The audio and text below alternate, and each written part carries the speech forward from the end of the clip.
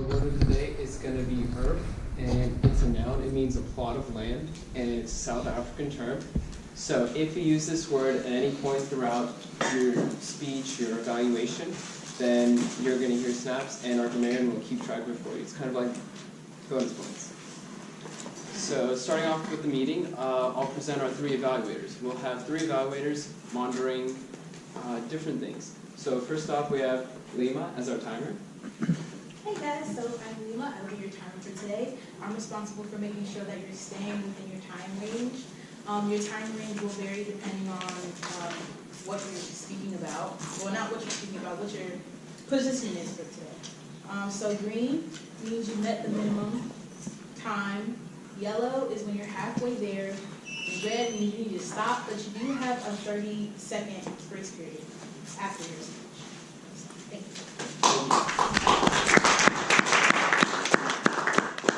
And we have our off counter, Trisha.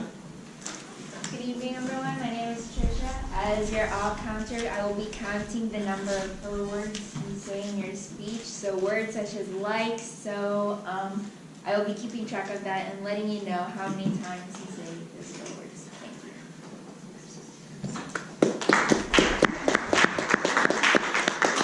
And last but not least, we have our grammarian, Tate.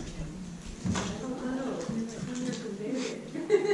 And I'm not entirely sure what a grammarian does. I didn't come up with the word earth, but I found it on the web. And I really enjoy that word. I think I'll be looking for run-on sentences and Yep, you've got any grammar mistake, run-on, subject, verb agreement, anything of the sort that catches your eye. Perfect. I'll be assessing your grammar.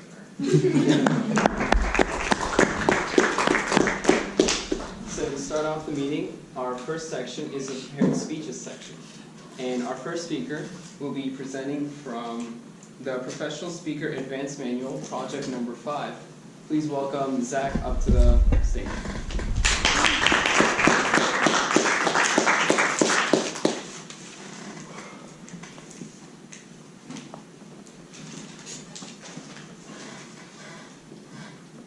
I wake up.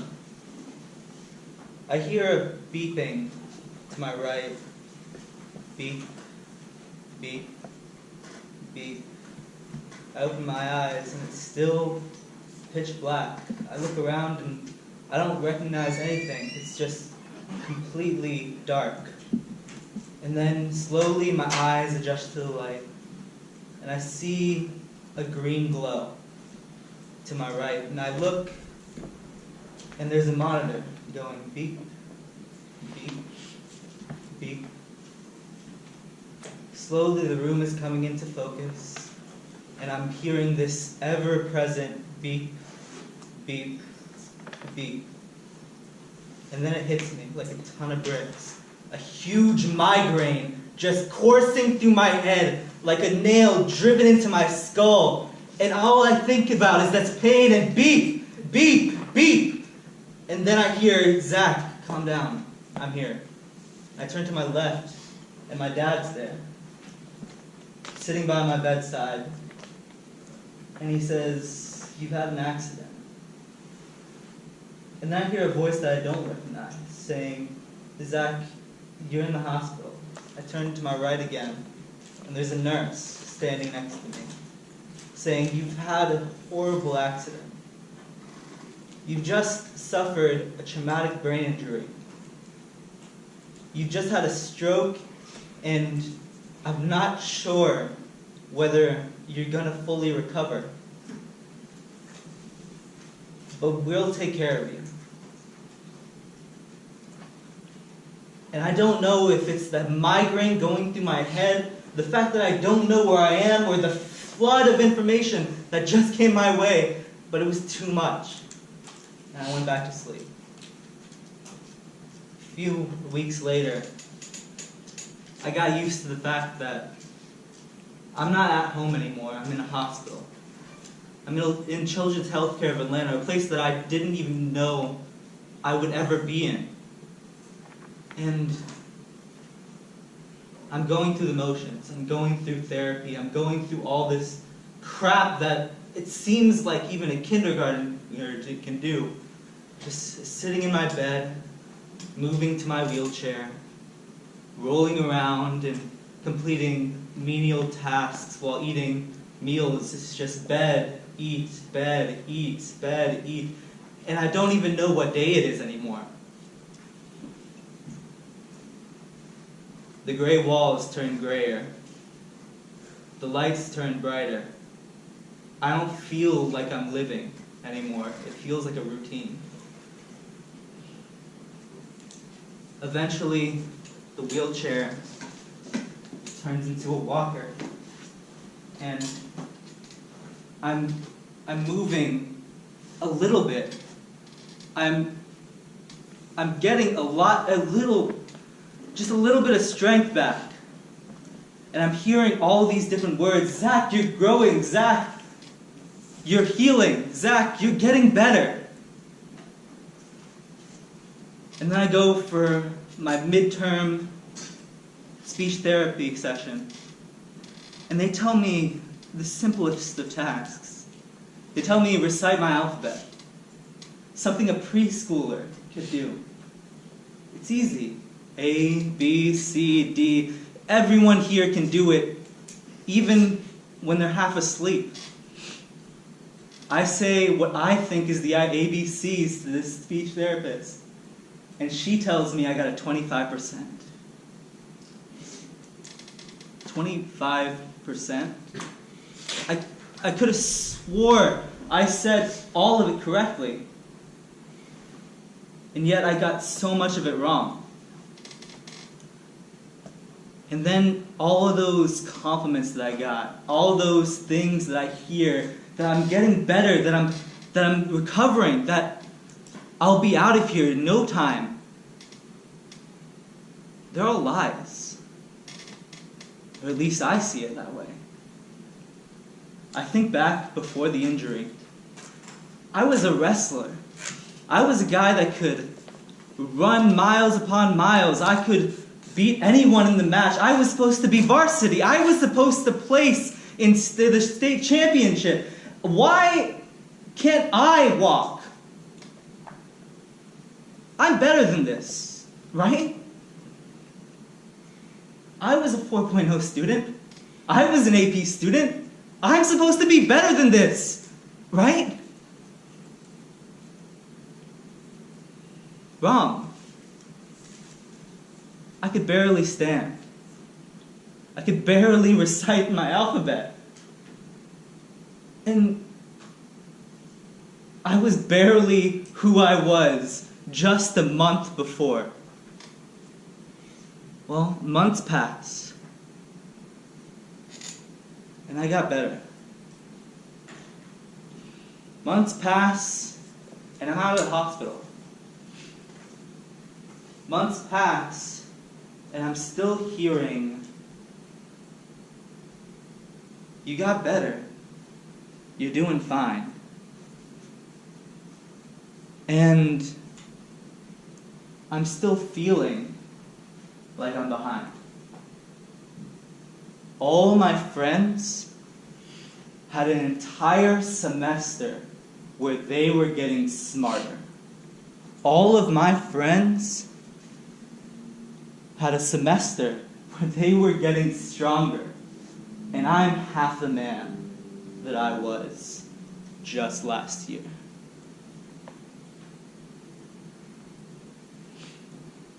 When I hear, you can, all I can process is you can't.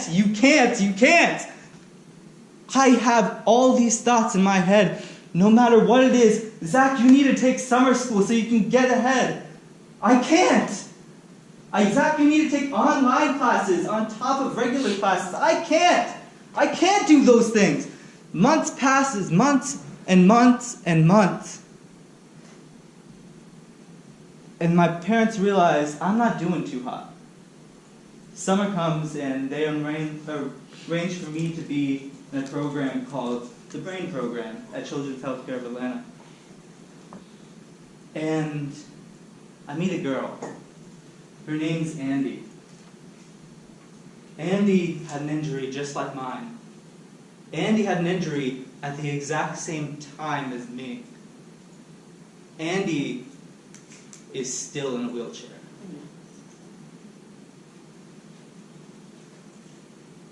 And Andy spoke to me. Andy created a nonprofit called Andy's Army. Andy is doing things I can never believe to do. And I'm looking at Andy and saying, how can you do this? You can't, right? I can't, so you can't. You're weaker than me. How do you find the strength to do what I can't? But all that came out is, where do you find the strength? And she turns to me and she says, every single time I come up with a goal, my mind tells me I can't. And I say back, I will. It's different.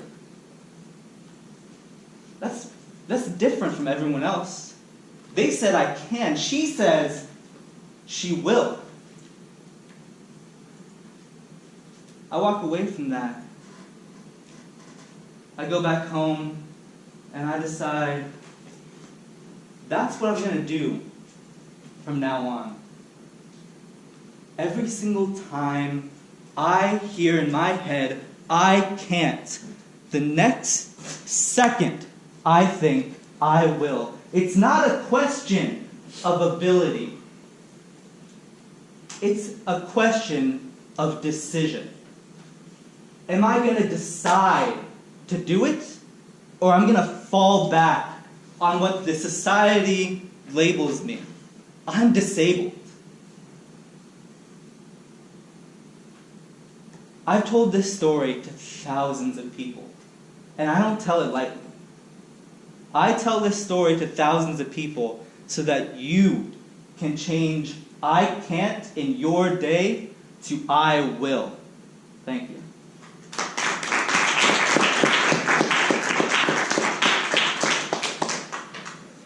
Wow, thank you, Zach. That was a very powerful and very motivating speech. Up next, our second speaker, we have Nasir Wise, and he will be speaking his icebreaker from Pathways, and it is self-titled Nasir. Give a round of applause for Nasir.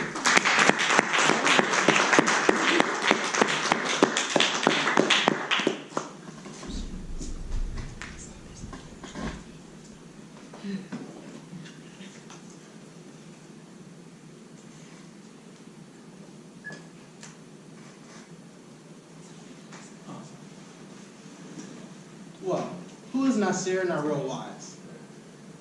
I don't know. Y'all would expect me to give a short, concise speech of, oh, I'm this, and that. Or I can give a long-winded speech of how I don't know who I am. And I'm going through identity crisis, and I'm in college, and this is what I'm supposed to do. But no, I'm in the middle. I know who I am, and then, again, I don't.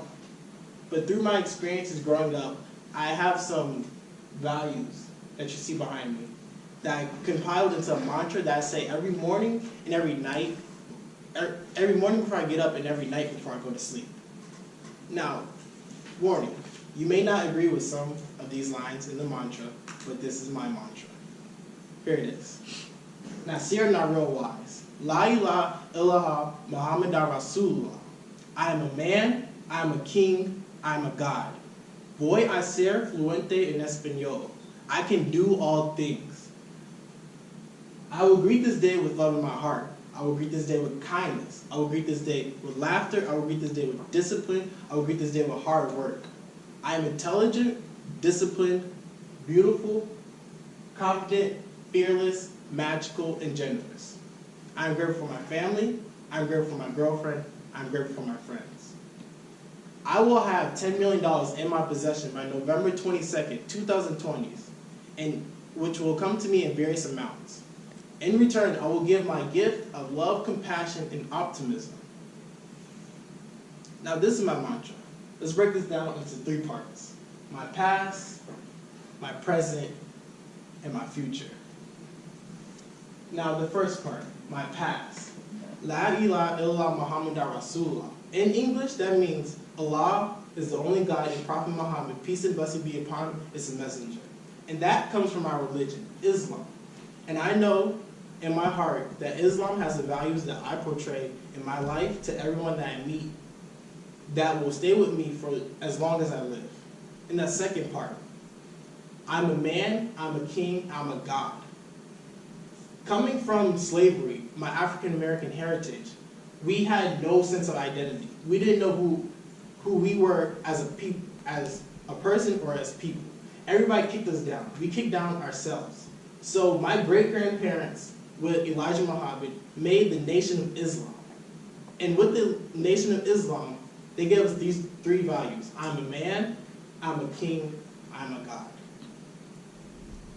And now, the next line, voy a ser fluente español. Now, I may only look African American, but I'm also Cuban and Puerto Rican.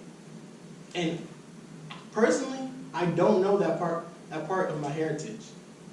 But I believe once I become fluent in that language, I'll become closer, and I'll know them, and I'll incorporate those values into myself. Now, on to my present. I can do all things. I will greet this day with love in my heart. I will greet this day with hard work, discipline, all of this, open mind. I know that if I want to become the man that I want to be in the future, I have to train myself to do all these things every day. Routine. I have to wake up, hello Monday, I love you. Go to sleep, open mind, what did I learn today? And I have to incorporate these things into my body, my mind, my heart, and my soul, so I become the person that I will be in the future. The intelligent person, the beautiful, the courageous, the fearless, the magical, the generous. I have to be that person, and I will be that person by doing everything that I did every day before my present day life. Now, once I am that person, once I am that king, that God, that man that I want to be, that my ancestors set me out to be, I look back and I know I didn't do this all myself. I had help. I had help from my family. That's why I'm grateful for them. For my girlfriend. For my friends. My family, they love me no matter what, because they have to. My girlfriend, she pushes me to do things that I feel like I can't do, that I'm afraid of. And my friends, they let me chill. They let me relax, enjoy life. And then, now going on, the last line of my mantra. I will have $10 million in my possession. This is my goal because with this money, I will have financial freedom. And I won't be tied to no job, no working 9 to 5, or the other side working 17 hours a day, building my own company. I won't have any of that. I'll be able to give my gift of love, compassion, and optimism to anyone I meet in the world. So with all that, that's a window into Nasir. Not real wise. This is me. Thank you.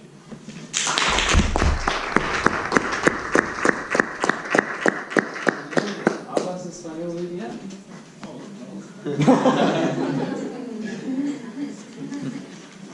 All right, great work, Nasir. Now, everyone, you have a little ballot in front of you with first speaker, second speaker, third speaker. If you could give some feedback, some pros, some areas where they can improve on to our first speaker, Zack, and also to our second speaker, Nasir.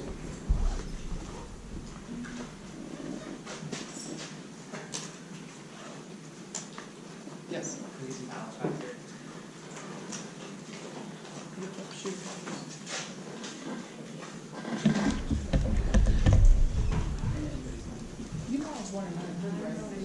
You don't have pen. You know I know how to speak. I don't. I have an orange. It's on my wrist, so I can read it for the camera.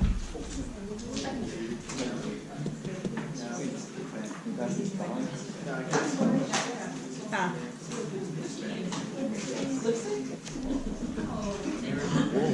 A salad? A salad?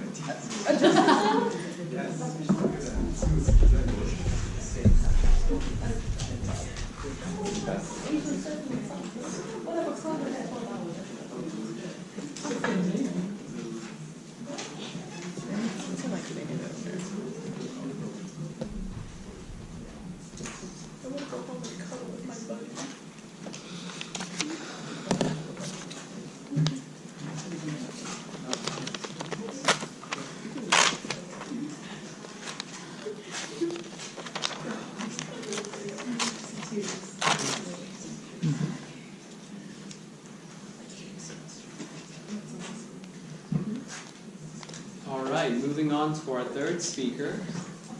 This is going to be her first speech, her icebreaker, and it is titled Terrified to Talk. So please welcome Vivyen up to the stage.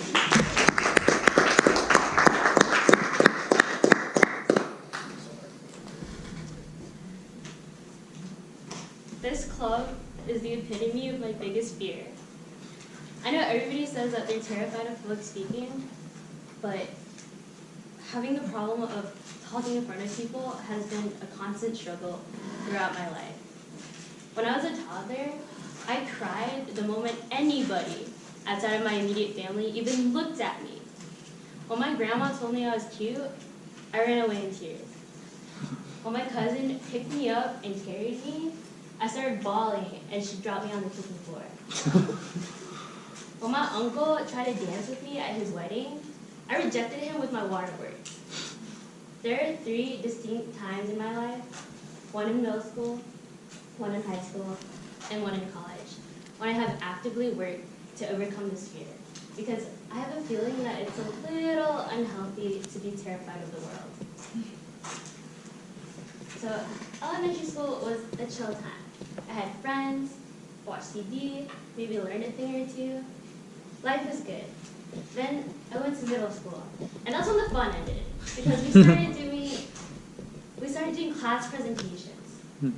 I'm a pretty good student, but so I knew how to finesse my way through Google to make a biography about Amy Tan. The academic part, I got.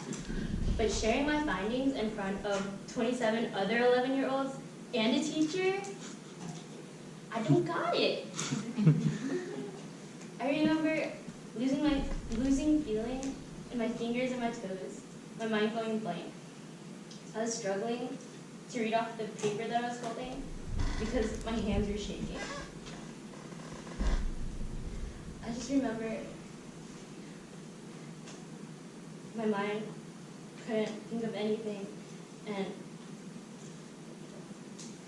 I just remember hearing an obligatory applause.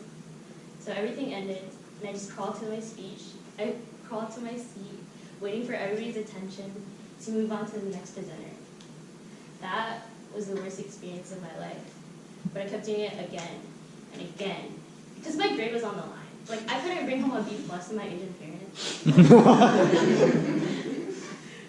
I thought things were supposed to get better with experience, but when I started playing violin, my fear smacked me in my face again. Because I really enjoyed playing violin, and honestly, I was pretty good. Like, I sounded really nice when I played alone in my room. But the thought of anybody listening to me, being within earshot of me, threw my years of experience out the window.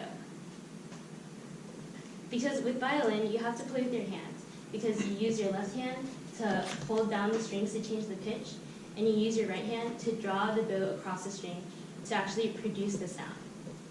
In high school, I wanted to be a more competitive musician, but I couldn't do that with my shaky hands and my frozen fingers ruining my sound. So I voluntarily started playing in front of people. My family, my friends, other orchestras, a mailman. Basically, I got a little more comfortable speaking in front of an audience. It wasn't until the summer after graduating high school when I had a more compelling reason to improve in public speaking. My life changed forever when I signed up for a gym membership. I remember the moment when I first touched a barbell. And then when I came to college, I joined UGA's powerlifting club because I think lifting is the most fun thing in the world. Unfortunately, not everybody feels the same way about exercising. And that's a shame because with the rising rates of obesity, depression, and anxiety in America, I think exercise is even more important because it helps you make awesome friends, it helps you relieve stress, it helps you reduce risk of injury and disease, and I can keep talking, but I'll save that for another speech. Basically, I want to spread the love of lifting and the benefits that come with it. So I became a personal trainer and a group fitness instructor. But I want to expand outside of that Ramsey bubble, so I started doing online fitness coaching, making fitness content, and I want to get involved in more fitness-oriented speaking engagements. And the thought of that absolutely petrifies me. And that's why I joined Toastmasters. So now, overcoming my fear of public speaking isn't just about getting good grades or landing a violin gig. I found a purpose greater than myself that motivates me to keep putting myself out there and embracing discomfort.